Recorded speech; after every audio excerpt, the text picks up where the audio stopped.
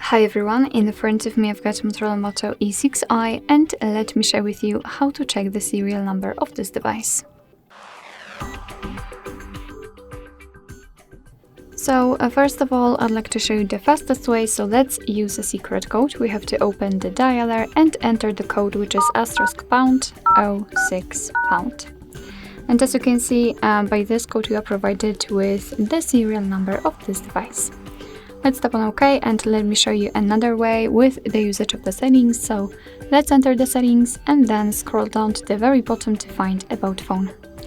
Now we have to scroll down to find Model and Hardware, and as you can see right here, we've got the serial number of this device. Alright, so that will be all. Thank you so much for watching. I hope that this video was helpful, and if it was, please hit the subscribe button and leave the thumbs up.